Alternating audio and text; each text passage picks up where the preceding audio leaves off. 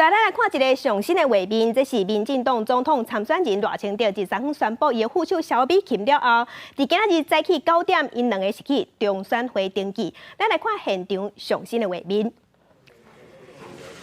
会当看到赖清德伫今仔日早起9点的时，伊即马也有副手萧美琴，两个人已经到中选会要进行明年总统参选的登记。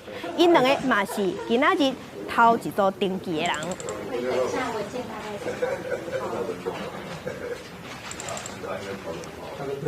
两个人今日早起就到中选会，其实民进党嘛有伫头大门口口有动员真侪人，也啦。 赖清德伫昨昏宣布副手萧美琴要甲伊配明年2024总统大选。早起9点，两个人宣布头一个行程就是去中选会。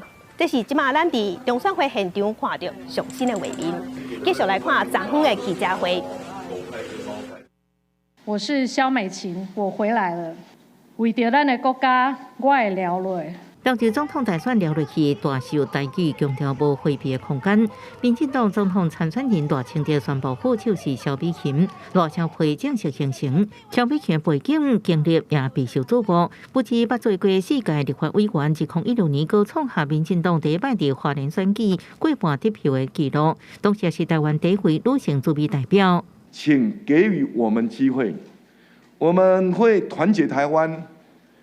将变迁的局势化为台湾的机会，让台湾走向民主、和平、创新、繁荣以及公益永续的台湾。 赖清德讲，第一摆甲萧美琴讲到副手议题是去年8月访问洪都拉斯期间，暗过迄时阵伊无回答，一直甲伊得到第一名了后，一直沟通，而且点头答应。萧美琴嘛承认，一直咧思考到底伫这场选战当中，伊要留伫上熟悉位置，也是伫咧新位置竞争更较高难度的挑战。暗过议员决定为台湾承担责任。 我在美国的工作比较不会被这些国内的政治步调所干扰哦，那非常专注的在做对美的外交工作。赖副总统，包含总统哦，也都一直做我最大的后盾哦，让我在决定要为台湾背负更沉重的任务的过程当中哦，也给予我非常大的勇气哦跟支撑的力量。 赖清德也透露，萧美琴同意做副手了后，要求按伊完成 iPad 工作才能对外发布。迄时阵时间算细个烦恼，也是最后一组宣布的总统参选人。佮强调，因少年时阵就投入政治工作，互国家更较进步，得到国际社会肯定，是甲其他阵营上大无共。相信萧美琴的专业热心甲理想，用伫选举当中发挥关键的角色。记者综合报道。